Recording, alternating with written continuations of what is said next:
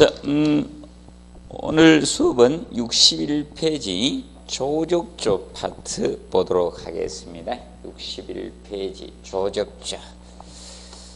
자, 이 조적조 파트는 원래 원어는 조적식 구조를 줄임말입니다. 조적식 구조 이렇게 줄여서 보통 조적조라고 칭합니다.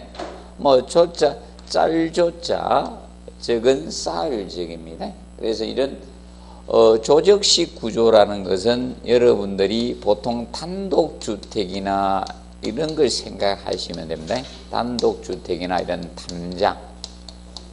담장과 같은 이런 건축물을 생각하시면 조적조는 편합니다. 그러면 이 단독주택이나 담장들이 어떻게 건축이 되는가? 보통 벽돌이나 볼록 있죠. 이런 것을 쌓아 올려서 건축이 되죠. 그래서 이 조적조의 개념은 이런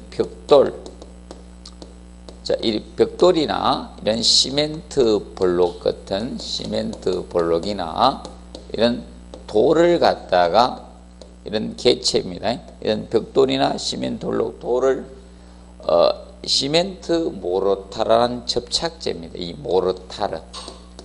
보통 이 모르타르라는 것은 이것을 모르타르라고 합니다. 시멘트하고 이 모래입니다. 이 모래. 이 두 가지를 보통 배합을 하게 됩니다. 시멘트하고 모래를 보통 건비빔을 해두고, 보통 건비빔이라는 것은 물을 사용하지 않고 썩는 것을 보통 건비빔이라고 칭합니다. 건비빔에서 보통 사용시 이제 물비빔해서 사용을 하는 겁니다. 이것을 모르타르라고 칭합니다. 모르타르. 과거에는 몰탈이라는 소리도 많이 들어봤습니다. 주변에서 몰탈이나 아니면 모르트 이런 용어를 듣습니다. 이런 부분이 해당이 됩니다. 그래서 이 모르타르라는 이 접착제입니다. 모르타르라는 이 접착 재료로 쌓아 올린 겁니다.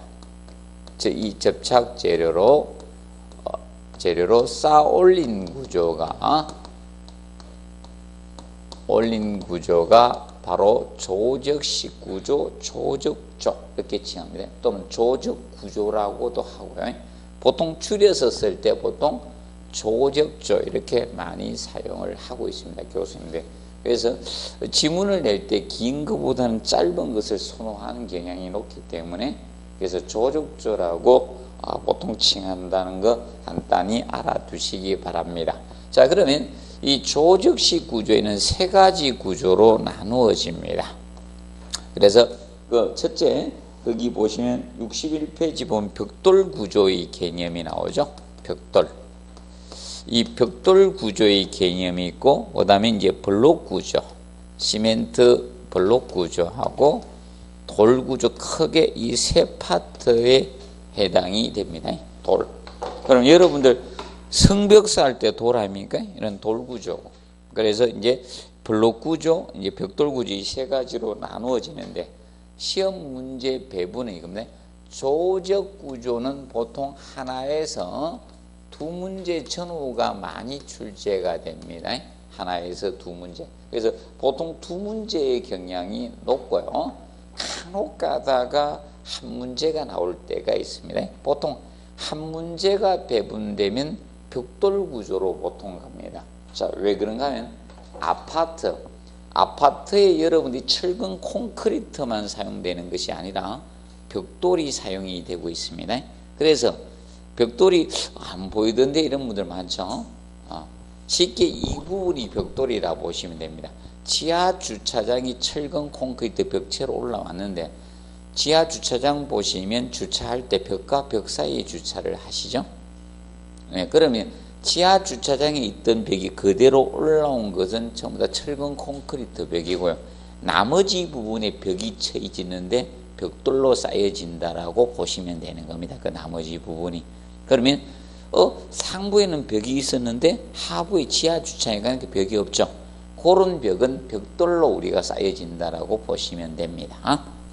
그래서 이 그래서 한 문제가 출제되면 벽돌 구조가 한 문제가 출제되고, 그리고 두 문제가 나오면 벽돌 한 문제, 그 뭐 시기에 따라 다른데 이제 블록 구조로 갈 수도 있고 돌 구조로 갈 수 있다. 그런데 확률적으로는 블록 구조에 갈 확률이 높습니다. 지금까지 돌 구조는 4문제가 총 출제가 됐는데 그 시험 난이도가 어려울 때 한번 몰아서 낸 경우 돌 구조 10회 때 빼고는요, 그러니까 정확히 따지면 3회밖에 출제가 안 됐습니다. 20회 시험 치는 동안에. 그러면 자주 돌 구조로 가는 건 아니라 블록 구조가 더 가능성은 높다라고 보시면 됩니다. 그럼 중요도는 벽돌, 블록, 돌 구조 순서대로 중요도가 있다라고 보시면 되겠습니다. 자, 그러면 면접 벽돌에 대해서 보도록 하겠습니다. 자, 벽돌은 여러분들이 뭐 많이 보셨습니다. 주변에서 뭐 붉은 벽돌도 봤을 거고 시멘트 벽돌도 봤습니다. 그러면 여러분이 보통 알고 있는 벽돌의 개념이 저겁니다. 시멘트 벽돌이 보통 벽돌이라고 알고 있는 분들이 많은데 시멘트 벽돌이 보통 벽돌이 아니고 과거부터 사용됐던 적벽돌이죠. 붉은 벽돌이 보통 벽돌의 개념입니다. 자, 그러면 벽돌이 있을 때 이걸 벽돌을 길이라고 보통 칭합니다. 길이 부분이 되고 이 부분을 너비라고 칭하고요. 이것을 두께 이렇게 표현하게 됩니다. 이랬을 때, 자, 건축물에 사용되는 각 부재를 이렇게 명칭을 봤을 때 이 면, 끝부분 이 면을 갖다가 보통 마구리란 용어를 쓰고 있습니다. 마구리면이다. 이렇게 씁니다. 마구리. 그러면 자, 벽돌이 있든 통나무가 있든 동일합니다. 통나무로 가도요, 이 면은 무엇이 된다? 마구리가 되는 거예요. 건축 부재의 끝부분 양면을 갖다가 무슨 면이라고 한다? 마구리. 이때 이것도 마구리란 용어를 쓰고 있습니다. 마구리. 그래서 사람으로 건축 부재라고 하면 발바닥하고 머리 부분이 마구리다 이렇게 보시면 됩니다. 이 면을 마구리다 이렇게 알아두시면 되겠습니다. 자, 그러면 61페이지에서 벽돌의 규격 부분이 나오고 있습니다. 자, 이 부분은 시험에 나온다는 것보다는 간단한 개념 정도만 정리를 해놓는 쪽으로 하시고, 지금까지 지문 한 줄도 안 나왔고요. 앞으로도 나올 가능성은 조금은 있지만 그 희박하다라고 보시면 됩니다. 제가 이야기한 것은 지금까지 거의 실천이 많이 됐습니다. 잘 안 나온다 이렇게 보시면 됩니다. 자, 그러면 여기에서 그러면 표준형 벽돌 장려형이 나죠. 자, 표준형 장려형이 보통 일반적으로 사용되고 있는 벽돌이라고 보시면 돼요. 거기 기존형 일반형이라 해놨죠. 그러면 이거는요, 이미 이론은 이겁니다. 지금 만들어진 게 아니고 과거에 이미 만들어져서 사용이 됐죠. 그 당시 일반인 거예요. 그럼 표준은 앞으로 뭡니까? 건축의 표준화를 위해서 어떻게 뭐 단위화, 모듈화, 치수화시키기 위해서 딱딱딱 필요한 치수를 보통 표준형이라고 하잖아요. 그러면 이 표준형 부분이 거의 지금 일반화가 되고 있습니다. 거의 대부분 이걸 사용한다라고 보시면 됩니다. 그러면 이 표준형 벽돌, 장려형 벽돌이죠. 표준형 벽돌의 자, 이 규격을 나타낼 때, 자, 이걸 길이라 했고 너비 두께라 했는데 표준형 벽돌 규격은 이렇게 표현하면요, 먼저 항상 길이부터 먼저 표현하게 되어 있습니다. 그러면 표준형 벽돌 치수가 보면 여기 얼마 나와 있습니까? 길이가 190이 나 있죠. 그러면 이렇게 190 곱하기 90 곱하기 두께 57 이렇게 나타내면 됩니다. 그럼 기본적으로 항상 벽돌의 규격을 나타낸 뭐부터? 길이부터 먼저 표현합니다. 길이, 너비, 두께의 순으로 표현해 주시면 됩니다. 두께. 자, 간단히 한번 알아두십시오. 혹시 이 지문이 혹시 언급은 될 가능성이 있다라고 보시면 됩니다. 그래서 항상 우리도 인체 치수 나타낼 때 항상 뭐부터 적습니까? 적는 난이 키부터 적게 되죠? 아닌가요? 사람 딱 보면 일단 서 있으면 아래 위에 훑어보자. 키가 얼마나 큰가 맞죠? 아닌가요? 몸무게가 몇 킬로나 그것부터 궁금하진 않거든요. 키부터 보죠. 그래서 옛날에 이런 표현 있죠. 뭐만 하다 이런 거 표현이 있잖아요. 그래서 벽돌의 규격은 이렇게 나타난다라고 보시면 되겠습니다. 자, 그리고 넘겨서 62페이지 보시면 2번에서 자, 벽돌의 품질적인 측면이 나옵니다. 벽돌의 품질. 자, 이 벽돌의 품질적인 측면, 이 벽돌의 품질. 자, 벽돌의 품질적인 측면을 따졌을 때 벽돌은, 자, 일단 이 개념을 알아두시면 돼요.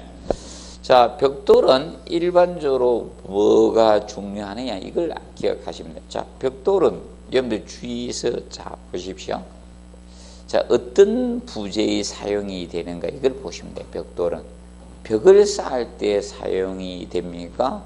이런 바닥판 슬래브를 만들 때 사용돼? 아니면 지붕 공사할 때 사용을 하고 있습니까? 여러분들 주의해서 보시면 벽이죠. 그래 단독주택의 벽을 쌓을 때 보통 되죠. 그 벽은 수직 부재잖아요. 그 위에서 누르는 힘을 받을 수밖에 없거든요. 맞죠?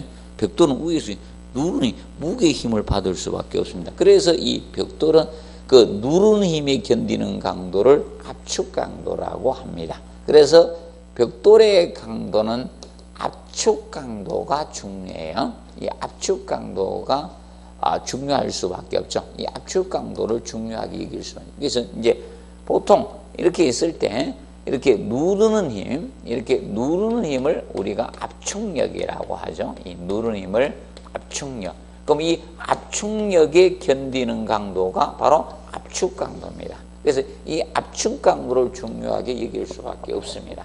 그렇기 때문에 이 벽돌의 품질 시험적인 측면, 자, 문제를 낼 수 있는 것이 딱 두 가지 유형 종류가 있고요. 두 가지 유형 종류가 있는데 아직은 한 번도 내지는 않았고요. 또 앞으로 갈 가능성이 높은 것부터 해드리면, 교수님들도 제가 보는 눈이하고 비슷해서 쟤도 내기 싫으면 그분들도 잘 안 내더라고 보니까. 그래서 내가 미리 이야기합니다. 시험치에서 어려운 문제는요, 시중에 나온 책이니까 안 냅니다. 이상한 데 갑니다. 저도 성격이 그렇고요. 학생들 점수 못 맞추게 하려고 하면 어디서 또 못한 데서 내야 되잖아요. 아니겠습니까?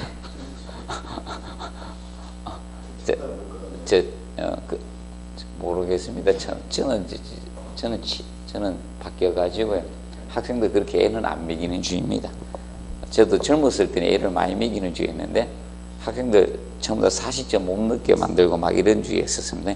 근데 요새는 많이 개가천선해가지고 저는 시키는 해주는 바쁘고요. 그런데 저도 초창기 있지 않습니까? 어떤 분이 너무 잘 맞추길래 100점 못 맞추게 이렇게 한다고 있지 않습니까? 굉장히 어렵게 내고 이랬었습니다. 근데 요새는 그렇지 않습니다. 그분이 이래대 도대체 어디서 시험 문제를 냅니까? 이렇게 묻더라고요. 그분이 우리나라의 최고의 대학교 출신이지 않습니까? 수석을 한 번도 놓친 적이 없다는 분인데 다른 거 다 100점 맞추길래 시설계는 100점 못 맞추게 한다고 제가 이상한 데서 했었습니다. 그래서 이 벽돌의 품질, 벽돌의 품질적인 측면에서는 그래서 이 품질 시험적인 측면, 여기에 대해서 우리가 학습을 하시면 되는데, 그러면 이 시험은 어떤 시험을 우리가 할 수밖에 없는 거, 제일 중요한 것이 무슨 시험이다? 압축 강도였겠죠. 그래서 이 압축 강도 시험을 하는 거예요. 이 압축 강도 시험이고, 줄여서 압축 시험 이렇게 둬서 압축 강도는 당연히 아니니까 이게 압축 시험 이렇게 쓰기도 합니다. 압축 시험. 그러면 그래서 이제 벽돌을 눌러서 파괴하는데 얼마나 강도를 많이 받느냐 그걸 측정하는 거예요. 그리고 두 번째가, 그래서 그 박스의 수치는 절대 외우지 마세요. 수치는 제가 하라는 것만 하시면 됩니다. 자, 시설 개론이 싫어집니다. 수치를 다 암기하려고 하면 계속 수치입니다. 건물 지으려고 하면 수치가 필요하겠죠, 맞아요? 아니겠습니까? 그냥 대충 짓는 게 아니겠죠? 이렇게 전부 다 수치가 나옵니다. 그래서 너무 수치에 연연하지 마시고 수치가 답되는 문제는 별로 없어요. 몇 문제 없습니다. 그렇기 때문에 수치 연연하지 마시라 하는데도 고민을 많이 하시고 수치 때문에 죽겠다고 합니다. 그래서 두 번째 보시면 벽돌이, 그래서 압축 강도가 크다는 것은 단위 면적당 밀실해야지 압축 강도가 커져요. 그래서 여러분들 봐요. 대부분이 밀실한 것들이 강도가 세잖아요. 철 같은 거 맞죠? 돌 이런 거. 그런데 여러분 예를 들어서 스티로폼은 밀실하지 않잖아요. 그리고 특히 스펀지 이런 거 있죠? 강도가 약하잖아요. 그 밀실해지면 강도는 세집니다. 보통. 그래서 같은 돌이라도 가벼운 돌은 어떻게 됩니까? 무거운 돌하고 충돌시키면 가벼운 돌이 깨지죠. 강도가 약해질 수밖에 없는 겁니다. 그러면 공극이 많다는, 그러면 강도가 적다는 것은 공극이 많다는 거고요. 강도가 커진다는 건 밀실하니까 공극이 적다는 겁니다. 그러면 그 공극에는 물이 스며들어갈 수 있죠. 그래서 이 흡수율 시험을 하는 거예요. 이 흡수율, 이 두 가지 가지고 벽돌의 품질 시험을 한다는 적인 측면을 먼저 기억을 하십시오. 그래서 얘가 제가 보기에 나오면 1순위로 나올 가능성이 높다. 아직까지는 안 나왔습니다. 출제가 되지 않았죠. 앞으로 나올 가능성은 얘가 나올 수가 있다라고 보시면 된다. 그러면 좋은 품질의 벽돌이라는 것은 압축 강도는 어떻게 커야 되는 거예요. 그러면 이 보통 좋은 벽돌이라는 것은 이 압축 강도가 크고 흡수율이 적은 벽돌이 좋은 벽돌인데 흡수율은 적은 벽돌, 이런 것이 좋은 벽돌의 기준이 되는 겁니다. 품질이 좋은 벽돌이 되는 거예요. 이것이 품질이 좋은 벽돌이라고 보시면 된다는 겁니다. 품질이 좋은 벽돌이다. 이렇게 봐주시면 되겠습니다. 근데 이제 거기 책에서 보시면 먼저 1번에 소성이 잘된 벽돌로 강도가 어떻게 커야 된다 이렇게 나와요. 그러면 소성이라는 것은 열을 가해서 굽는 것이 소성입니다. 그러면 옛날에 저런 데 있죠. 옹기나 도자기 이런 거 만들 때 어떻게 했습니까? 가마에 넣어서 불로 구웠죠. 그래서 이제 소성이 잘된 벽돌이라는 것은 잘 구워진 벽돌이라는 거예요. 소성이 잘된 벽돌. 그러면 여러분이 이렇게 생각을 하잖아요. 벽돌을 굽습니까? 맞죠? 시멘트 벽돌은 안 굽습니다. 그럼 아까 보통 벽돌의 개념이 무슨 벽돌이 보통 벽돌이라고 칭했습니까? 적벽돌. 흙으로 만든 적벽돌이 보통 벽돌이에요. 그렇기 때문에 소성이 잘된 벽돌 이렇게 칭하는 거예요. 그럼 이걸 다르게 이야기하면 잘 구워진 벽돌이라는 거예요. 잘 구워진 벽돌. 그래서 과연 잘 구워진 게 강도가 크냐? 근데 나중에 우리 사람도 보면 되잖아요.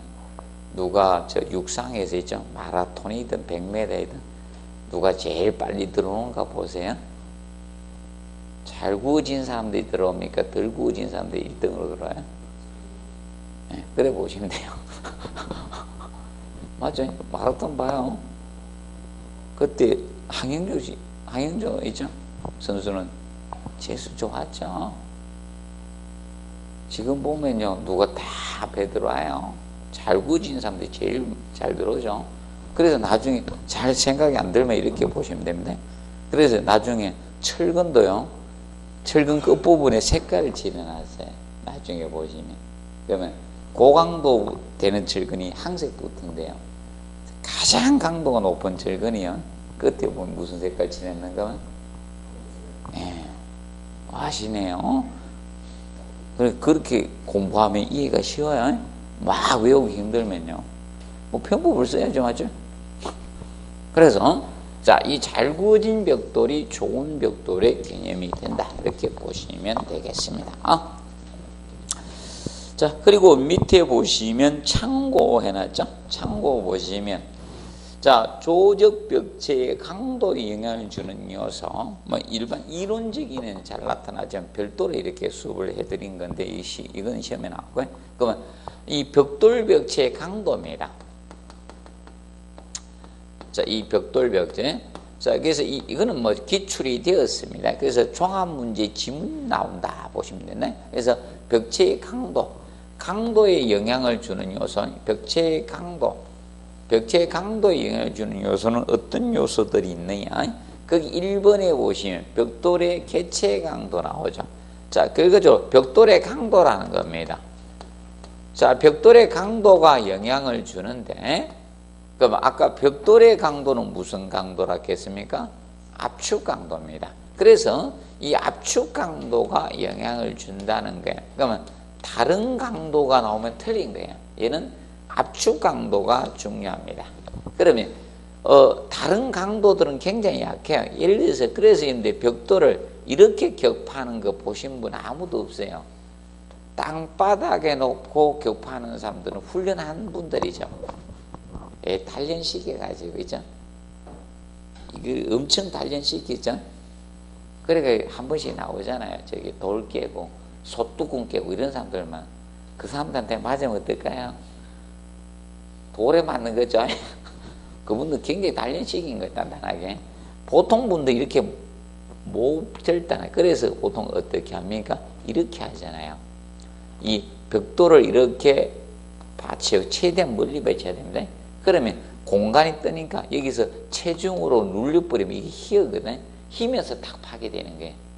그래서 벽돌의 강도는 이 압축 강도를 의미합니다. 그래서 이거는 무시합니다. 인장 잡아당기는데. 그래서 인장 강도 이런 거 무시해버립니다. 인장 강도하고 힘 강도 이런 것은 무시해버립니다. 그래서 잡아당기는데 견디는 강도가 뭐다? 인장 강도입니다. 인장력이라고 하고 잡아당기는 힘을 인장력이라고 해요. 이 힘을 인장력이라고 하고 여기에 견디는 강도가 인장 강도입니다. 그러면 분필 같은 재료들이 예를 들어 보도록 하겠습니다. 이 분필 같은 거는 기본적으로 어떻게 됩니까? 분필은 이런 거 뭐 원래 딱 만들어진 게 아니고 뭐 재료를 합성해서 딱 누르고 만들어진 거죠. 이런 재료를 잡아당기면 어떻게? 그냥 뚝 떨어지죠. 인장강도 약한 겁니다. 그래서 벽돌을 격파할 때 두려움만 없으면 누구나 격파할 수가 있습니다. 벽돌 한 장은 몸무게로 내리치면 됩니다. 근데 요 간격을 최대한 멀리 해야 됩니까? 적게 해야 됩니까? 멀리 해야 돼요. 그래야지만 많이 휘어지잖아요. 휘으면서 탁 당겨지면서 탁 파괴되는 거예요. 두려워하지 마시고 파괴하면 됩니다. 얼마든지 파괴합니다. 그래서 저는 이 원리를 잘 알기 때문에 옛날 고등학생들 가르칠 때 제가 직접 그때 공고생들이라서 공고생들이 좀 험악하더라고요. 그래서 일단 벽돌 격파부터 해놓고 시작했습니다. 강의할 때 밖에서 그 다음부터 조용히 수업 잘 듣더라고요. 수업 안 들으면 학교 선생님 누구 다 알아가지고 선생님 누구지 이러면 그 다음부터 조용하대. 하도 떠들고 그래가지고 그래서 이겁니다. 그래서 무슨 강도? 이거 가지고 시험을 냈던 겁니다. 인장 강도 가지고. 벽돌은 무슨 강도다? 압축 강도. 인장 강도하고 힘 강도, 그건 무의미합니다. 얘들은. 그래서 설계시 반영을 안 해버립니다. 그래서 벽돌의 강도는 무슨 강도? 압축 강도만 중요하게 이기는 겁니다. 그 점을 명심하시고. 그래서 여러분들도 이거죠. 장점을 부각시켜야 됩니까? 단점을 부각시켜야 돼? 장점 부각시켜야지, 자기 맞죠? 그거 동일한 겁니다. 그리고 쌓기 작업의 정도. 그러면 쌓기 작업의 정도를 다르게 하면 시공의 정밀도라고 볼 수도 있는 거다. 정밀도. 시공의 정밀도적인 측면, 이런 것도 영향을 줄 수밖에 없는 거예요. 공사를 얼마나 잘했느냐 영향이 줍니다. 그리고 세 번째 보시면 뭐다? 접합 모르타르의 뭐다? 강도입니다. 그러면 모르타르의 강도, 모르타르의 강도인데 모르타르는 작업 봅시다. 아까 모르타르가 무슨 재료라 했습니까? 접착재료. 우리가 벽지는 풀이 접착재료 역할을 하지만 벽돌의 접착재료는 무엇이다? 모르타르입니다. 그럼 이 모르타르는 접착재료이기 때문에 얘는 모르타르의 강도는 가장 중요한 요소가 부착 강도예요.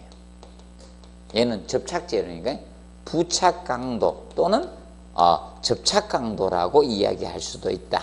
둘 중에 하나로. 그래서 접착 또는 부착 강도 이렇게 이야기할 수 있다는 거예요. 그래서 이건 언급을 했고요.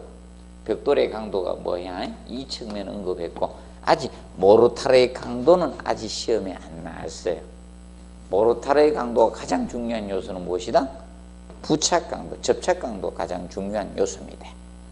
접착 재료이기 때문에. 그리고 네 번째 보시면 자, 벽돌 쌓기 방법이 영향을 준다는 겁니다. 벽돌 쌓기 방법. 자, 벽돌 쌓기 방법은 쌓기 방법이 어느에 따라서 강도가 달라집니다. 무슨 쌓기로 했느냐에 따라서 요거는 조금 있다가 하는 것 들으면 여러분 아실 수 있습니다. 수업을 하면서 요건 좀 뒤에 하도록 하겠습니다. 자, 그리고 페이지 63페이지에 보시면 벽돌의 종류 부분이 나온다. 자, 이 벽돌의 종류 부분은 별도로 출제되는 건 없고요. 앞으로 뒷부분에 공부를 위해서 간단히 하도록 하면 되고, 자, 이거 종류 외워놓으면 절대 시험 안 나옵니다. 외우지 마시고요. 지금까지도 안 나왔지만 앞으로도 안 나올 거예요. 제가 2회 때부터 강의 시작했는데 안 나온다고 했습니다. 지금까지 안 나왔으면 안 나오는 거예요. 제가 2회 때부터 지금까지 계속 강의하고 있는데 안 나옵니다. 이거 낼 셈이 없습니다. 그 만약에 비전공자가 와서 내면 냅니다. 전공자들은 절대 낼 수 없는 겁니다. 이런 거 가지고. 그래서 보통 벽돌이 흙을 구워서 만든 벽돌입니다. 그래서 그 완전 요새, 불완전 요새에서 붉은 벽돌 또는 검정 벽돌 이렇게 나눠지는 거예요. 그래서 여러분들이 보면 색깔이 좋은 것이 있고 그 뭐 약간 검은색을 띠는 게 있죠. 항상 같았습니까? 붉은 벽돌 집을 보면 색깔이 두 종류가 있습니다. 그거 의미하는 겁니다. 잘 구워지느냐 덜 구워지느냐. 맞죠? 그래서 여러분들도 랍스타 같은 거 잘 구워지면 색깔이 어떻게 됩니까? 붉은색을 띠죠. 너무 잘못 구워버리면 이제 이상해지면. 자, 보시고 그다음에 이제 특수벽돌 나오죠. 경량벽돌은 가벼운 벽돌입니다. 그래서 이제 그 밑에 경량벽돌은 가볍다는 거죠. 그런데 거기 보시면 우측에 보시면 중공벽돌, 경량벽돌 두 가지가 있다라고 해놨는데 그 중공벽돌을 위해서 그림을 그려놨습니다. 왜냐하면 나중에 중공벽돌은 구멍이 난 벽돌을 이걸 생각하는 분들이 많았어요. 보통 이걸 생각하는 분들이 있거든. 붉은 벽돌에 구멍 뽕뽕 난 거 있죠. 이걸 중공벽돌인 줄 알고 있는 분들이 많아요. 이건 중공벽돌이 아닙니다. 구멍 내놓은 거예요. 나중에 이제 장식적 이렇게 쓰려고. 저런 데 보면 여러분들 식당 같은 데 인테리어 하거나 옆에 벽 같은 거 이쁘장하게 만들 때 쓴다고 이렇게 해놓은 거고. 그런데 중공벽돌은 그 구멍이 몇 개 있느냐에 따라서 거기 나오죠. 10, 20, 40 이렇게 나가는 거예요. 그럼 이걸 왜 사용하는가 하면 나중에 저 경우에 사용합니다. 보강벽돌 쌓기 할 때. 나중에 잠깐 저 뒤쪽 잠깐 미리 한번 살짝 보고 오겠습니다. 보강벽돌 쌓기가 79페이지 보면 보강벽돌 쌓기가 나와요. 79페이지 보강벽돌 쌓기 보시면 그 철근 넣어 가지고 보강해 주는 거거든요. 보강벽돌 쌓기. 보통 일반 벽돌은 어떻게 쌉니까? 그냥 벽돌 가지고 모르타르 그냥 쌓아 올라가기만 하는데 철근 보강을 안 해주거든요. 그런데 그 철근을 끼워 넣으려고 하면 구멍이 있어야 되잖아. 그런데 이 구멍에 철근 넣어가지고 모르타르 채워 넣을 수는 없잖아요. 이 구멍 작잖아요. 맞죠? 보셨잖아요. 여러분들 보시면 구멍 작아서 철근 넣고 보강할 게 없어요. 콘크리트 못 채워놔요. 모르타르. 그렇기 때문에 앞에 이 벽돌을 쓰는 겁니다. 63페이지. 구멍이 뻥 나 있잖아요. 구멍이 커요, 적어요? 크죠? 여기다 이제 철근 넣어가 보강하는 겁니다. 이렇게 보시면 되고, 그러면 그 밑에 2번에 포도형 벽돌 있죠. 얘만 좀 공부해놓은데 포도형 벽돌. 제가 보기에는 혹시나 내면 얘로 갈 가능성이 높지 않겠느냐 봅니다. 포도형 벽돌. 자, 이건 줄임말이야. 도로 포장용 벽돌을 줄여서 포도형이네. 포장용 벽돌이다 이게. 도로. 그래서 포도형 벽돌이라고 합니다. 여러분 인도 있죠? 인도에 보면 벽돌로 깔았잖아요. 한국에서 제일 많이 하는 거 어느 때 공사 많이 합니까? 연말에 많이 합니다. 예산 책정된 거 있죠? 안 쓰면 내후년에 다른 게 사용할 수 있도록 이렇게 해주면 괜찮은데 예산 나오면 도로 깎아버리니까 할 수 없이 집행을 해야 돼가지고 그 하는데 연말에 많이 하고 있죠. 다음번에 깎는다 카드 안 써버리면 그래가지고 하는 건데 그 아껴서 쓰면 있죠. 내년에 다른 사업을 할 수 있는데 근데 쓸 수 있도록 해주면 좋은데 맞죠? 그러면 이제 아껴가 다른 사업에 막 활용하고 이랬지. 쉴 데 없이 쓸 수 있는 그런 건 좀 우리나라도 꼰치긴 꼰쳐야 되는데 맞죠? 쓸 수 있도록. 그래서 이 도로 포장 그 벽돌이 무슨 벽돌이다? 포도형 벽돌이라고 칭합니다. 혹시나 얘가 그리고 오지 벽돌은요 유약을 오지물이라 하거든요. 그래서 오지 벽돌에 유약을 바른 벽돌입니다. 그러면 유약을 바르면 어떻습니까? 벽돌이 강이 나죠. 빛이 반짝반짝하는 벽돌 있죠. 그것이 오지 벽돌이라는 겁니다. 붉은 벽돌 중에서도 그냥 강택이 안 나는 게 있고 강택이 나는 게 있죠. 그럼 강택이 나는 건 유약을 바른 것이고요. 유약을 안 바른 건 강택이 안 나는 거예요. 이제 상식적으로 알아두세요. 주변에 가다가 반짝거리는 붉은 벽돌도 있고 근데 자세히 보시면 색깔이 좋은 붉은 벽돌 유약을 잘 안 해놨어요. 그런데 약간 색깔이 어두운 색깔들이 유약을 많이 칠해놨죠. 앞으로 관심 깊게 한번 보십시오. 그러면 대부분 알 수 있습니다. 그걸 오지물을 그래서 유약을 오지물이라 하거든. 그래서 오지벽돌 이렇게 칭하는 겁니다. 상식적으로 알아두시고 자 내화벽돌은 고온에 견디도록 제작된 벽돌을 내화벽돌이라 해요. 자 그러면 여러분들 이겁니다. 콘크리트는 고온에 못 견뎌요. 어느 정도 온도는 몇 시간 동안은 견딜 수가 있는데 한 고온에 견딜 수 있는 그 몇 시간 한도가 있어요. 콘크리트는. 그런데 이 내화벽돌은 계속 견뎌야 되는데 쓰는 것이 이게. 그러면 벽난로에 불을 1시간만 떼고 안 될 거예요. 벽난로 많이 나오잖아요. 벽난로 보면 겨울에 계속 불 떼놓잖아요. 그럼 거기에 콘크리트는 못 견딘다는 거예요. 그래서 여러분들 꿀뚝 내부 있죠. 옛날에 자, 예를 중앙집중식 아파트의 꿀뚝이 아파트보다 높게 올라갔어요. 둥그렇게 올라갔던 게 중앙에 있었던 게 있죠. 그게 꿀뚝이거든. 그러면 꿀뚝의 바깥쪽은 철근 콘크리트인데 안에는요 벽돌로 쌓은 거예요. 왜 그런가 하면 만약에 콘크리트로 하게 되면 콘크리트 어떻게 열받으면 폭발해요. 계속 받으면. 그래서 여러분들 주의하실 거 콘크리트에서 장시간 계속 불 피워놓으면 안 돼요. 그 옆에 있다가 폭발해가 콘크리트 얻어맞아요. 저번에 한번 뉴스에 나왔잖아요. 그 건축물 지었다가 부도나가요. 공사 안 지내지? 공사 중단된 건물도 있죠. 거기다 고기 구워 먹다가 불 피워놓고 그래서 여러분들 저런 데 주의하십시오. 이런 거 뭡니까 다리 같은 교량 같은 데 이런 데서 불 피워놓고 계속 콘크리트 거기서 고기 구워 먹고 있으면 안 됩니다. 빨리 구워 먹고 없어지든지 그렇게 해야 돼. 그래서 고온에 견디고 지는 내화벽돌입니다. 그러면 이거는 저것만 알아두시면 돼요. 뒤에 내화벽돌은 물추김하지 않는다. 이것만 알아두시면 돼요. 자 그러면 보통 이겁니다.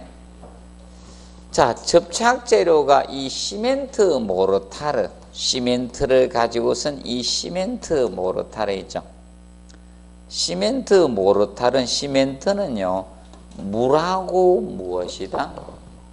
이 반응을 일으켜서 강도가 생기는 재료입니다. 그래서 이걸 수경성 재료라고 해요. 수경성 재료. 수경성. 이 경화 과정에 경화 과정에 물 숫자입니다. 물이 필요한 재료가 수경성 재료예요. 경화 과정에 이 물이 필요한 재료입니다. 물이 필요한 재료입니다. 이것을 수경성 재료라고 칭합니다. 경화 과정에. 그러면 이어서 경화라는 것은 굳어지면서 강도가 생기는 걸 경화라고 해요. 굳어지면서 강도가 발생하는 과정입니다. 강도가 발생하는 것. 이것을 경화라고 칭합니다. 경화 과정에 물이 필요한 물 숫자인데 물을 필요한 성질을 가진 재료를 전부 다 뭐다? 수경성 재료라고 해요. 그러면 수경성 재료는 시멘트하고 석회자가 들어가면 수경성 재료예요. 자, 그래서 이 기억하실 거. 그래서 이 수경성 재료는 항상 기억을 해 두시면 된다. 자, 그래서 이거는 시멘트나 석고라는 단어가 들어가면, 시멘트하고 석고라는 단어가 들어가면 바로 이겁니다. 수경성 재료예요. 재료 외울 필요도 없어요. 재료 이 단어만 들어가면 다 찾아내면 돼요. 단어만 들어가면.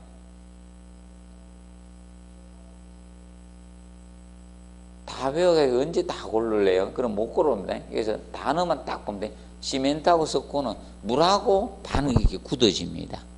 그래서 석고 시멘트 가지고는 안 합니다. 여러분들 보시면 본 뜰 때 뭐 가지고 합니까? 발하고 이런 거 하잖아요. 손 이런 거 본뜨기 하죠. 요새는 애들이 하도 적게 태어나니까 맞죠? 기념으로 해주대. 발도장 이런 거 맞죠? 손 이런 거 만들. 석고 가지고 합니까? 시멘트 가지고 합니까?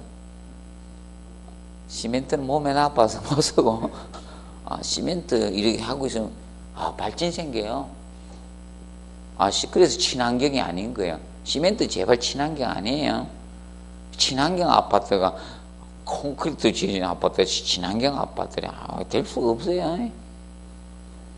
제가 테스트 해봤습니다. 직접 몸으로. 시멘트 해가지고 손가락 이렇게 넣어봐요. 한 30분 있다 꺼내면요 발진 생깁니다. 친환경 아닙니다. 그래서 애들 뭐 있는 사람들은 절대 거기서 살면 안 되는 거예요. 그래서 경화 과정이 이제 수경성 재료는 그래서 시멘트 석고는 물하고 반응해야지 강도가 생깁니다. 그래서 간단히 알아두시면 됩니다. 기준 알아두시고요. 그러면 그래서 이제 그러면 내하벽돌은요, 왜 내하벽돌은 물을 축일 필요가 없는가 하면 얘는 이 내하벽돌의 접착제로 역할을 하는 것이 내하벽돌은 내하 모르타르 이런 거 가지고 단일 모르타르 일반 시멘트 모르타르가 아니에요. 이거는 내하 모르타르나 이 다른 재료를 쓰는 거예요. 뭐 내하 점토라든지 보통 적게 싸면 내하 점토로 쌓는 것이고요. 그래서 옛날에 보시면 저런 데 있잖아요. 옹기를 굽턴이죠. 숯을 우리가 굽던 참숯을 굽던 이러면요 나중에 막잖아요. 내하벽돌로 싸가 막는데 흙을 싸가 막아버리잖아요. 적게 싸면 흙 가지고 싸도 되는 거고요. 그런데 이런 것들은 수경성 재료가 아니잖아요. 그럼 아까 뭐가 들어가야지 수경성 재료가 했어요? 시멘트란 단어하고 석고 이 두 개 단어가 들어가면 수경성 재료예요. 재료 외울 필요 없습니다. 다른 것들 막 뒤에 무슨 막 나오면 무슨 막 플라스틱가 막 나오니까 그걸 다 외운다고 막 머리털 다 빠지고 이러면 안 됩니다. 그래서 간단히 수경성 뭐 단어만 더하면 된다. 시멘트 석고 그래도 나중에 보면 외워가지고 틀리시고 그럽니다. 못 고르고 외울 필요 없습니다. 자, 기억을 해 두시면 되겠습니다. 자, 그리고 넘겨보시면 64페이지에 모르타르 개념이 나와요. 모르타르. 자, 이 모르타르가 시멘트하고 모래를 배합해서 보통 시멘트 모르타르인데 보통 그냥 모르타르 이렇게 부릅니다. 이 조적조에서는. 그러면 이 시멘트 모르타르는 벽돌을 쌓을 때 바로 접착 재료로 역할을 하는 것이 바로 이 시멘트 모르타르라 했습니다. 그래서 접착제로 무슨 강도가 제일 중요하다 그 써놨죠? 부착 강도가 접착 강도가 가장 중요한 겁니다. 그 점을 꼭 명심을 해 두시기 바랍니다. 자, 그리고 그 박스 배합비는 외우실 필요는 꼭 없어요. 용도에 따라 다르다 이거예요. 용도에 따라서. 그러면 배합비라는 것은 이겁니다. 자, 배합비는 시멘트하고 모래의 배합비입니다. 시멘트를 기준 잡는 거예요. 시멘트 대 모래의 배합 비율을 따지는 거예요. 얘가 1일 때, 시멘트가 1일 때 모래를 얼마 쓰느냐 이거예요. 배합비를 때 항상. 그럼 앞으로 콘크리트든 무엇이든 항상 뭘 기준 잡는다? 시멘트를 기준 잡아서 1대, 2대 뭐 이렇게 가요. 항상. 그래서 크기 순서입니다. 시멘트, 콘크리트는 모래, 자갈이 들어가는 거고, 그 모르타르는 뭐다? 모래까지만 쓰는 거예요. 자갈은 안 넣고요. 그럼 항상 작은 게 먼저 나옵니다. 시멘트가 먼저 기준 잡고, 항상 1의 기준은 누굴 기준이다? 시멘트를 기준으로 항상 하고 있다는 점을 알아두시면 됩니다. 그리고 용도마다 배합비는 다르다 이겁니다. 그래서 그거 봐두시고, 그 다음에 그 핵심 정리 2번 보십시오. 모르타르의 강도는 벽돌 강도마다 이상의 것을 사용을 하셔야 돼요. 요거는 출제가 되었습니다. 기출이 됐어요. 그래서 이 모르타르 강도가 벽돌 강도보다는 커야 된다는 거예요. 모르타르 강도하고 벽돌 강도적인 측면을 따졌을 때 누가 커야 된다? 얘가 크거나 같다. 이상은 돼야 된다. 이상. 이상이라는 것은 무엇입니까? 출발점을 포함하죠? 그럼 최소한 벽돌 강도는 되고 그보다 큰 것이 좋다는 겁니다. 정리해 두시고, 그 다음에 2번에 3번에 물을 부어 섞은 후 이제 경화가 되기 시작한 것은 사용해서는 안 된다. 이 경화. 자, 경화라, 아까 경화는 무엇을 경화라 했어요? 자, 굳어지면서 강도가 발생하는 것을 경화라고 합니다. 경화가 시작된 것이 이미 굳기 시작한 것을 막 사용하면 강도가 어떻게? 떨어질 수밖에 없죠. 그래서 개념 알아두시면 되겠고요. 3번. 그래서 2번, 3번은 우리가 알아두시기 바랍니다. 얘들은 시험에 나올 수 있다. 그래서 2번은 내서도 또 보세요. 2번하고 3번은. 다른 애들은 저겁니다. 저거 역할을 한다라고 보시면 되고, 혹시나 지문을 쓸 수 있다라고 보시면 되고, 그리고 4번에 모르타르에 사용하는 모래는 1.2에서 2.5mm 정도의 어느 정도 큰 모래를 써라 이겁니다. 근데 이거는 안 좋아요. 뭐 아주 입자가 고운 모래라고도 하고, 보통 가는 모래라고 하죠. 가는 모래, 고운 모래, 이 가는 모래, 이것을 사용하면, 고운 것을 사용하면 어떤 문제점이 있어요? 고운 모래는 고운 모래라고 하죠. 고운이라서는 고운 모래나 이런 가는 모래를 사용하게 되면 뭐가 많이 생길까요? 균열이 많이 생겨요. 크랙이. 그래서 여러분들 이겁니다. 시멘트만 물로 반죽해 이렇게 한번 발라보세요. 엄청 균열이 많이 생깁니다. 크랙이. 그러면 입자가 큰 게 들어가면 이제 균열이 줄어드는 거예요. 그래서 여러분들 모르타르하고 콘크리트하고도 균열이 달라지는 거예요. 콘크리트가 균열이 덜 생기고요. 맞죠? 콘크리트는 뭐까지 넣는다? 굵은 자갈까지 넣잖아요.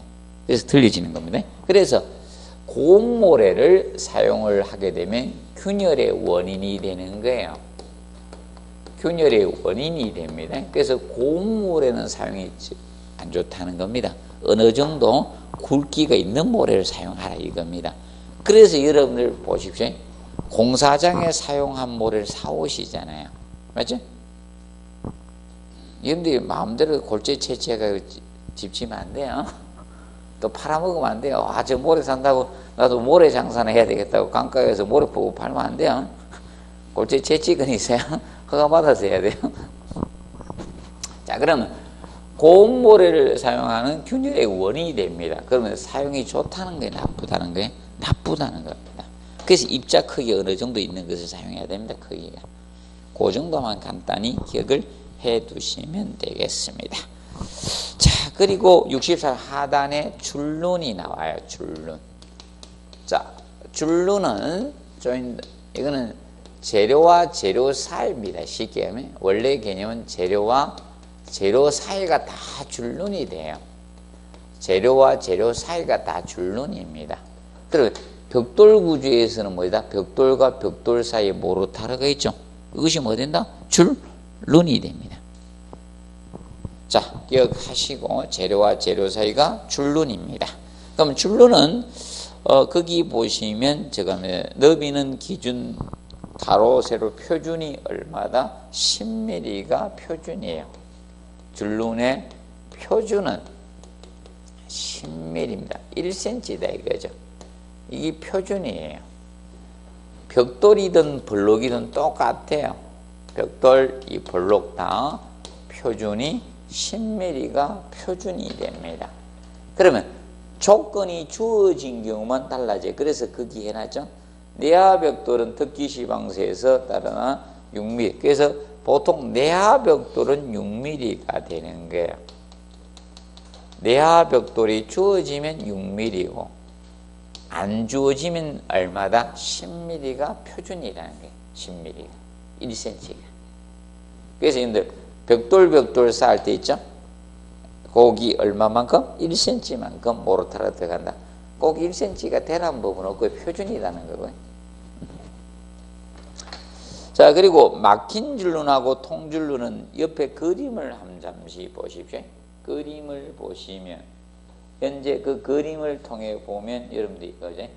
이 막힌 줄눈하고 통줄눈의 개념은 이 세로 줄눈입니다. 세로 줄눈이 일직선상이냐 아니냐 여기에 따라서 나눠진 거예요. 자, 그러면 세로 줄눈, 수직 줄눈 가지고 잡은 거예요. 세로 줄눈, 이 수직 줄눈. 세로 줄눈 시공을 어떻게 했느냐에 따라서 달라지는 겁니다. 그러면 거기에 보면 막힌 줄눈은 세로 줄눈이 일직선상이 되지 않은 겁니다. 막힌 줄눈. 그 막힌 줄눈을 먼저 보시면 거기 세로 줄눈이 이렇게 되죠. 일직선상이 아니에요. 이렇게 분산시켰습니다. 이런 식으로. 이렇게 하면 하중을 분산할 수가 있기 때문에 이렇게 줄눈을 만들어 준 거예요. 이런 식으로 줄눈을 처리해 준 겁니다. 그래서 이것이 막힌 줄눈 개념이 된다. 그럼 세로 줄눈 일직선상이 되지 않도록 처리한 것이 무슨 줄눈? 막힌 줄눈입니다. 그러니까 여기 하중이 작용이 되더라도 그럼 하중이 작용되면 이는 하나의 벽돌이 하중을 받죠. 밑으로 올수 어떻게 자꾸 넓어지죠. 피라미드 형상으로 자꾸 넓어진다는 겁니다. 그러면 막힌 줄눈이 무엇을 할 때 이 하중을 분산할 수가 있다는 거죠. 하중 또는 응력이라는 것은 이걸 응력이라고 합니다.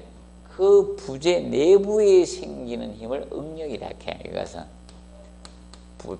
부재 내부에 생기는 힘이 응력이에요.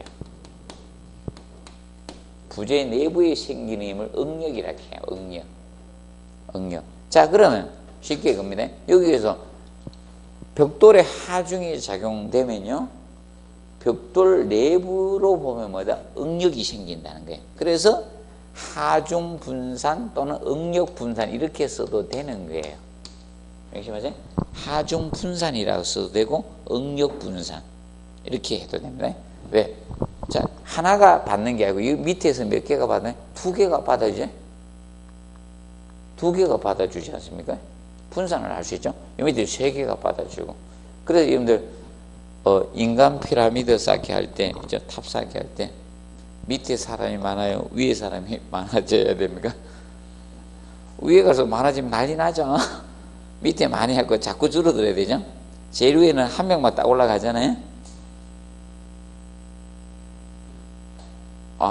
기계체조하면 올라가죠.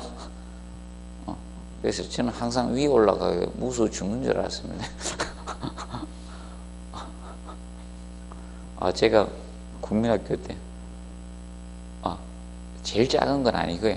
세 번째 작았는데 항상 세 번째 작았는데 다른 애들은 겁이 많고 이래가지고 내가 제일 위에 올라가가지고 죽는 줄 알았습니다. 무서워서. 나도 무섭긴 무섭죠. 5층 탑 쌓으면 되게 무서워요. 맞아? 그 외부에 보면 그 하는 새 대단한 겁니다. 그거 엄청 올라가잖아요. 그래서 부재 내부에 생기는 힘을 응력이라 이렇게 기억하십시오. 앞으로 응력 나오면 마다 부재 내부에 생기는 힘을 응력이라 칭합니다. 응력. 자, 기억을 해 두시고요. 자, 그래서 우리가 알아둘 거는 이겁니다. 그래서 이 벽돌벽은 원칙은 다 이거예요. 이 벽돌벽체는 세로줄눈을 갖다가 이 막힌 줄로 시공하는 게 원칙입니다.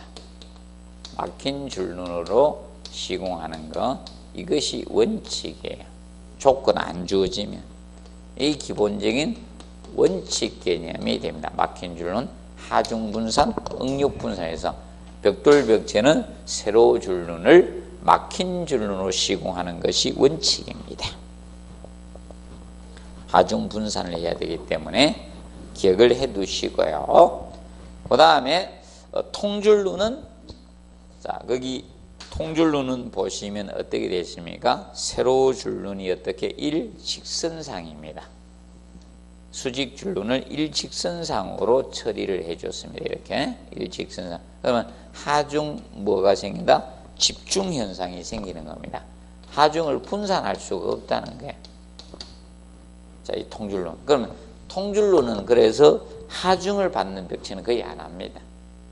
그래서 여러분들, 자, 예를 들어 봅시다. 자, 욕실의 타일을 보십시오.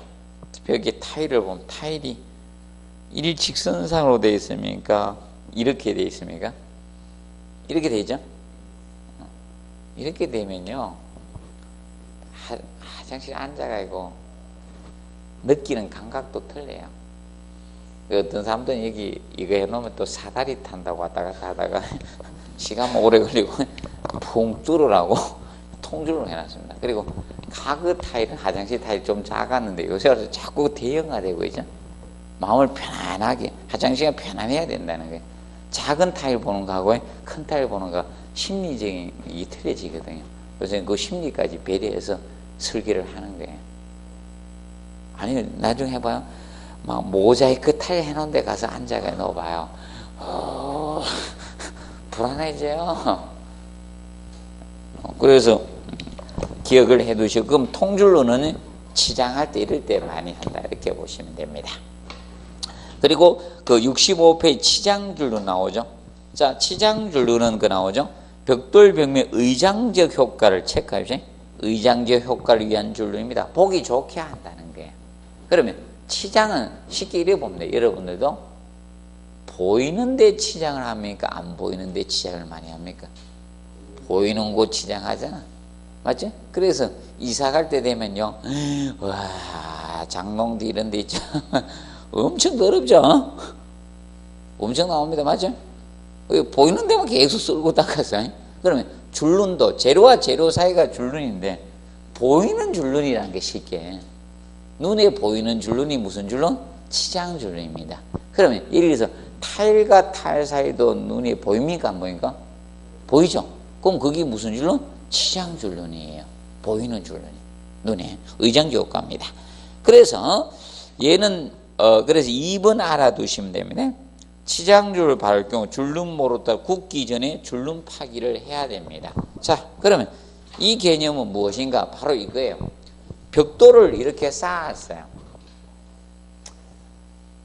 자, 벽돌을 이렇게 있으면 쌓게 되면 시멘트 모르타를 이야기해서 붉은 벽돌을 쌓았습니다. 그러면 모르타르가 이렇게 툭 튀어나와 있어요. 이런 식으로. 맞죠? 뭐 시무대로 막 나와 있고 들 나왔고 이러거든. 그럼 이걸 이렇게 판에 이렇게 딱 알맞게 이렇게 딱 줄눈 파기 해가지고 여기 치장줄을 별도로 공사를 하는 거예요. 그래서 치장줄눈 공사는 거의 누가 많이 하는 거 봤어요? 여러분들 주변에서? 남성분들이 많이 합니까? 뭐 여성분들이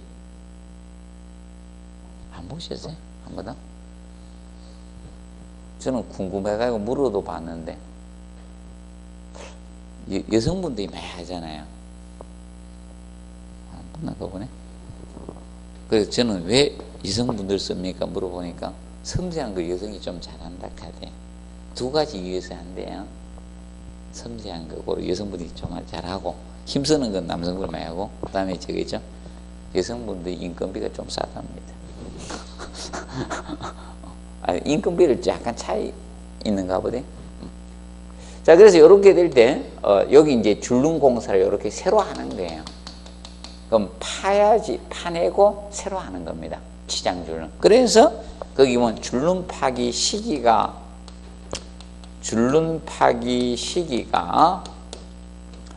두 가지가 있어요. 이 조적조하고 벽돌이나 블록이 조적조라겠죠. 조적조하고 타일하고 차이가 있는 게 타일하고 차이가 있네. 그래서 조적조는 모르타르가 뭐다? 굳기 전에 파면 되는 거예요. 모르타르가 굳기 전에 줄눈 파기를 하는 거예요. 그리고 타일은 자 붙인 후 3시간 경과 후입니다. 붙인 후 3시간 경과 후에요. 경과 후입니다. 얘는 3시간이고 시간이 나와야 돼요. 그리고 이거는 굳기 전이에요. 굳기 전에 하면 돼. 굳기 전. 요 기준이에요. 그러면 즉시 하는 줄눈 파기는 있다 없다? 없죠? 맞죠? 즉시 파라 이런 건 없어요. 바로 파라 이런 건. 그래서 요거 가지고 한번 타일 가지고 장난쳐서 한번 냈었습니다. 타일에서 나중에 배우는데 이거는 시간이 나와요. 여기는 굳기 전에만 파면 되고 개념상 알아두시면 된다. 그래서 뒤에 넘겨보시면 치장줄눈의 종류들이 나옵니다. 그럼 이런 게 의외적으로 앞으로 나올 수 있어요. 올해 시험부터는 지금까지 유형에서 안 나왔던 이상한 유형들의 문제가 앞으로 나올 수 있다. 그럼 이런 거는 한 번도 안 냈어요. 종류 이런 거. 치장줄눈 종류 이런 거. 그럼 치장줄눈의 종류는 미리 이야기 때문에 치장줄눈의 종류는 이겁니다. 이 줄눈, 여기 있죠? 줄눈 우리가 보는데 형상인데, 형상에 따라서 이제 명칭이 부여된 게 어떻게 생겼느냐 이겁니다. 생긴 줄눈. 그래서 제일 먼저 무슨 줄눈? 나와요? 빗줄이죠. 자, 빗줄눈이라는 것은 자, 지금 이거는 평줄눈이에요. 이 줄눈은. 이 그림은 평줄눈의 그림이에요. 평줄눈이고 그러면 빗줄눈이라는 것은 이게 빗줄입니다. 벽돌을 이렇게 쌓았을 때 이제 줄눈 파기를 하고요. 이렇게 해준 줄눈입니다. 이렇게 만든 줄눈, 이게 빗줄눈입니다. 이게 빗이고, 그럼 이것은 읍빗이에요. 다 빗이 아니고요. 이렇게 돼서 이거는 읍빗입니다. 반대로 된 거는. 얘가 빗줄눈이고 이것은 읍빗입니다. 얘는. 이건 읍빗줄눈이, 이건 읍빗. 그러면 읍빗하고 빗줄눈하고는 차이가 있는 게 얘는 물이 벽면 타면 흘러 들어와 버려요. 물이. 그럼 우리 턱이 있으면 물이 흐르다가 뚝 떨어지는데 턱이 없으면 어떻게 살이 많이 쪄 있으면 타고 흘러 들어가 버리죠. 밑으로 흘러내립니다. 그러면 얘는 안 좋은 거예요. 얘가 좋은 거예요. 빗줄눈이. 그래서 거기 해놨죠. 빗줄눈이 구조적이나 방섭상 가장 유리한 줄눈이 무슨 줄이다? 빗줄눈입니다. 자, 그러면 평줄눈은 이게 평줄눈입니다. 이게 평평하다 이 부분이 이거예요. 그러면 벽돌하고 평평한 것이 아니라 요 줄눈만 평평하다는 거예요. 이게 평줄눈입니다. 그러면 거기 그다음에 뭐 있습니까? 둥근 줄이죠. 4번의 둥근 줄눈은 이겁니다. 요 상태에서 평줄론 상태에서 여기 요렇게 되면 둥근 줄론입니다. 요렇게 되면. 그럼 요래 되면 오목줄론 되는 거고. 둥그냐 오목하냐 이렇게 나타나요. 그러면 볼록줄론은 틀려요. 이거지. 여러분들 밥만 먹으면 배가 쏙 났다가 이제 밥 안 먹, 소화가 어느 정도 되면 한번 밀어내기 하면 배가 쏙 들어간 분이죠. 이거는 둥근 줄론이고. 근데 항상 배가 볼록해요. 안 드시는데도 아침 안 드시는데도 어떻게 이렇게 볼록하면 이거는 무슨 줄론? 볼록줄론입니다. 이거는 볼록줄론이고. 그럼 그 형상에 따라서 줄론 종류는 나누어진다라고 보시면 됩니다. 그러면 그 내민줄론 나오죠. 내민줄론은 이렇게, 이게 내민줄론이에요. 내민줄론은 아까 요거는 무슨 줄론이라 했어요? 평평하면 평줄론이네. 그럼 이렇게 되었을 때 줄론을 갖다가 여기다 맞춘 거예요. 요거 벽돌하고 똑같다는 거예요. 이렇게. 이건 민줄론. 사람으로 치면 허리가 없어요. 맞지? 어디가 허리인지 몰라. 아래 위가 똑같아가지고 맞지? 아래 위가 구분이 전혀 없어. 어디가 허리가 어디가 힙이고 이것도 없어. 똑같은 굵기로 가면 뭐다? 민줄론. 밋밋하다 이거. 민줄론. 자, 그래서 생긴 형상입니다. 그럼 혹시나 이렇게 낼 수가 있다는 거예요. 다음 치장줄론의 종류가 아닌 거 이렇게 낼 수도 있어요. 1, 2, 3, 4, 5 애가 써놓고. 그러면 앞으로 전부 다 무엇이다? 생긴 뭐다? 형상에 따라서 줄론은 들어간다 이렇게 보시면 돼요. 형상, 생긴 뭐다? 형상. 그걸 기억하시면 되고. 그 다음에 신축줄론, 얘는 시험에 기출이 되었습니다. 신축줄론은 기출 써놓으세요. 그러면 기출된 놈은 종합문제 지문 정도밖에 안 나와요. 다른 애들이 나올 가능성이 높다는 거야, 나오면. 자, 그러면 신축줄론은 균열 방지 목적으로 탄력성을 갖는 줄론이에요. 자, 그러면 보통 줄론은 지금 뭘로 다 공사를 했어요? 모르타르잖아, 맞아? 시멘트 모르타르죠. 모르타르 가지고 줄론인 재료인데 얘는 모르타르가 신축성이 있어요, 없어요? 탄력성이 없죠. 그러면 다른 재료를 써가지고 균열 방지 목적으로서는 탄력성, 신축성을 가지는 재료를 쓴 겁니다. 그래서 무슨 줄론이라고 한다? 신축줄론이라고 칭하는 겁니다. 그 참고 표시 가지고 냈어요. 그러면 얘는 어떤 경우에 나올 수 있는가? 이렇게 나올 수 있다. 다음 치장줄론의 종류에 해당되지 않는 것은, 그러면 치장줄론 앞에 걸 씁니다. 몇 개를 써놓고 신축줄론 이걸 쓸 수가 있는 거예요. 앞으로 시험은. 앞으로 시험은 그렇게 나올 수 있고, 이거 이야기, 제가 이거 참고에 나온 거 별도로 이야기는 안 해주고 내 간절 가지고 이야기해 줬거든요. 자, 간절이 뼈하고 약간 다른 재료죠. 일반 뼈로 간절이 돼 있으면 어떻게 될까요? 신축 확보될까요? 안 되죠? 못 올리고, 맞죠? 신축 확보 안 됩니다. 그래서 신축줄은 간절이라고 보시면 되는 거예요. 맞죠? 그러면 거의 변하는 곳에 거의 다 설치되어 있죠, 우리. 맞죠? 변하는 곳에 간절 설치되어 있죠. 아닙니까? 일정한 데 막 간절을 뒀습니까? 여기다 중간에 막 간절 두고 이런 거 아니죠? 변하는 곳에 다 간절을 두는 거죠. 맞죠? 그렇게 생각하시면 이거 이해가 쉬운 거예요. 이걸 억지로 배울 필요 없고, 나올 때 그렇게 이야기해 주대요. 맞아. 그래서 기억하실 건 이겁니다. 얘는 신축줄론 사람으로 생각하면 뭘 생각하면 된다? 간절을 생각하면 충분히 이해가 가능하다. 이렇게 보시면 돼요. 그리고 이건 이미 냈기 때문에 저는 내면 잘 안 합니다. 나오면 잘 안 하고, 이제 지문 정도 나올 수 있으니까 기억하세요. 얘는 탄력성을 갖는 줄론이네. 균열 방지 목적이다. 이것만 기억하세요. 그리고 6번에 재료의 취급 보관 준비 있죠. 여기는 저겁니다. 시방서와 관련됐기 때문에 이게 요 단계에서는 안 합니다. 그래서 조금만 딱 기억하십시오. 67페이지에서 하나만 딱 보고 갑니다. 자, 8번에 보시면 있죠. 모르타르는 다시 비벼 쓸 수 있으나 시멘트의 무슨 작용? 수화작용에서 경화가 시작된 모르타르는 자, 수화작용이라는 것은 이것을 수화작용이라고 해. 또는 수화반응이라고도 하고요. 수화반응이 보통 작용이라는 용어를 거의 많이 씁니다.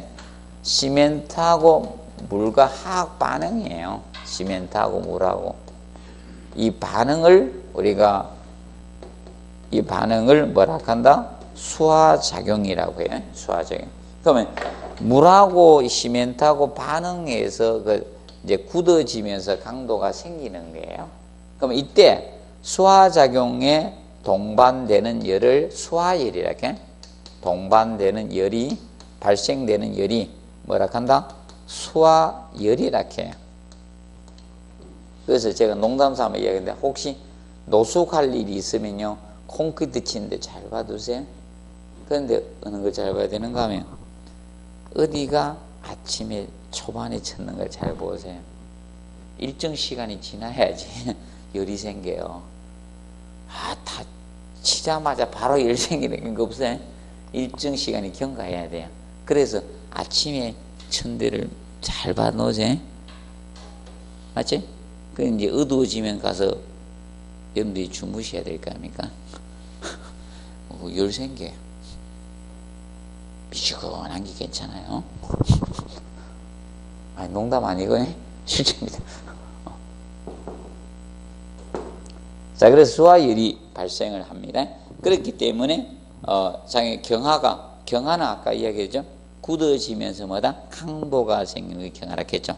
경화 시작된 모르타르나 그라우트는 사용해서는 안 됩니다. 자, 그러면 그라우트 있죠. 그라우트는 이런 빈틈이나 공극을 채우는 재료를 그라우트라고 합니다. 그라우트는 공극 등을 채우는 이런 이 틈새나 이런 공극 구멍 같은 거 있죠. 공극 등을 채우는 재료입니다. 채우는 재료를 메꿔주는 재료를 그라우트라고 합니다. 우리나라 말로 하면 보통 사춤이라는 용어를 많이 씁니다. 사춤, 채워준다. 그래서 그라우트 또는 사춤이라는 용어를 써요. 영어로는 그라우트고 우리나라 말로는 보통 사춤이라고 합니다. 되게 어렵습니다. 그라우트 사춤이라고 보통 합니다. 그래서 그거 좀 알아두시고, 그래서 이제 그 뒤에 처음 물을 넣고 비빈 후 2시간이 지난 모르타르나 1시간이 지난 그라우트는 사용해서는 안 된다라고 나오죠.